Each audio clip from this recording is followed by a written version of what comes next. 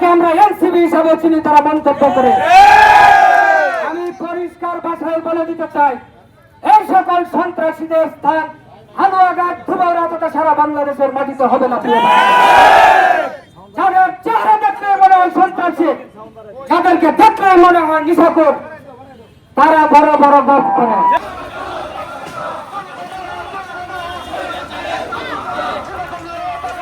সারা বাংলাদেশের কোটি কোটি হৃদয়ের স্পন্দন, লাখ কোটি জনতার হৃদয়ের স্পন্দন, বাংলাদেশ জাতীয়তাবাদী দলের ভারপ্রাপ্ত চেয়ারম্যান, আগামী দিনের প্রধানমন্ত্রী দেশনায়ক তারেক রহমানকে নিয়ে লক্ষ্য সৃষ্টি হওয়া একটি শিশু দল, যাকে আমরা এনসিবি হিসাবে চিনি, তারা মন্তব্য করে।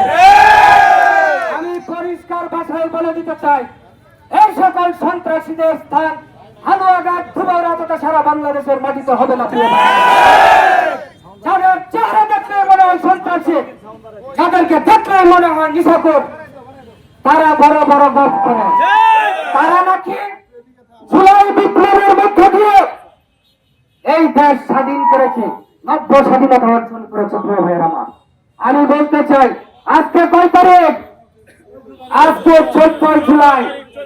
21 জুলাই আনুষ্ঠানিকভাবে তারা পরিষ্কার ভাষায় তাদের সমন্বয়কারীরা বলেছিল যে এখন থেকে আমরা আন্দোলন প্রত্যাহার করলাম।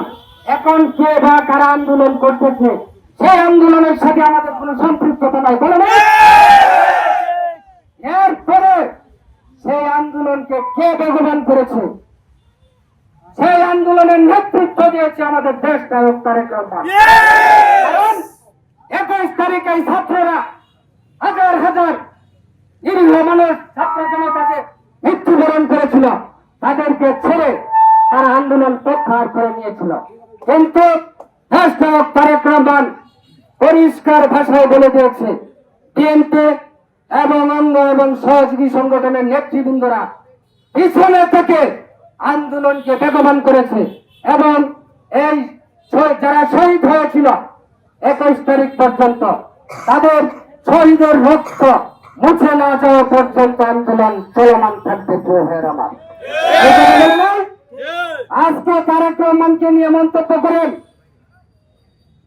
সবেমাত্র রাজনীতির পাঠশালায় ভর্তি হয়েছেন শিশু শ্রেণীতে, আর রাজনীতি করতে করতে তারেক রহমান মাথার চুল পাকিয়ে ফেলেছেন। 17 বছর নির্বাচনে থেকে যে নেতা একটি দলকে এভাবে নেতৃত্ব দিয়ে যেতে পারেন, তাকে নিয়ে কটূক্তি করার আগে 10 বার ভেবে চিন্তে কথা বলবেন। বাংলাদেশ জাতীয়তাবাদী দলের একটা নেতা কর্মী বেঁচে থাকা পর্যন্ত তাদেরকে কিন্তু কোনো ছাড় দেওয়া হবে না।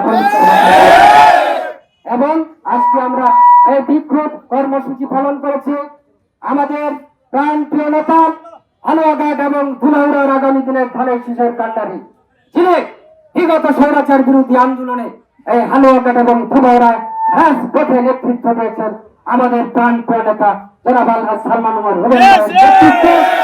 আজকে এই বিক্ষোভ অনুষ্ঠিত হয়েছে। চলমান আন্দোলন চলবে স্বৈরাচারের বিরুদ্ধে।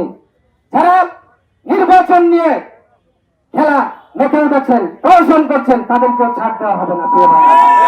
কারণ নির্বাচন যদি বাংলাদেশের মাটিতে না হয়, তাহলে তাদের লোক তারা হালুয়া রুটি খাচ্ছে এবং আগামী দিনেও খাবে। সেই সুযোগ আপনারা যারা গ্রাম থেকে গ্রামাঞ্চলে নেতা কর্মীরা এসেছেন, কোন ইউনিয়নে কোন গ্রামেও তাদের স্থান দেওয়া হবে না, উপজেলা পর্যায়ে দেওয়া হবে না।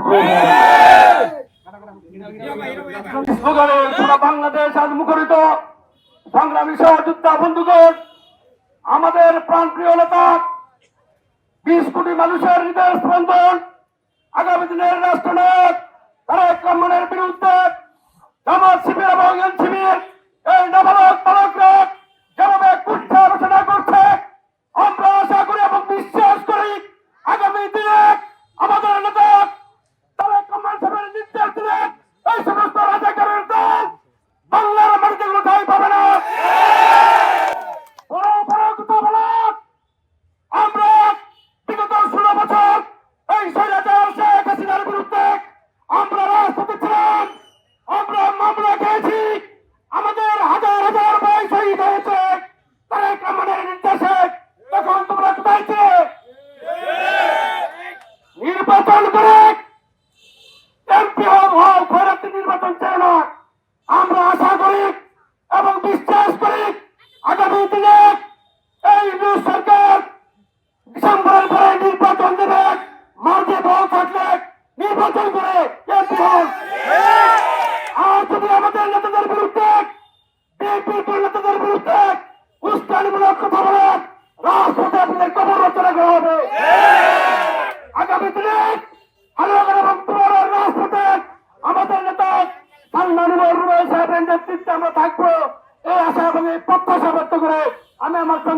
বক্তব্য এখানে শেষ করছি।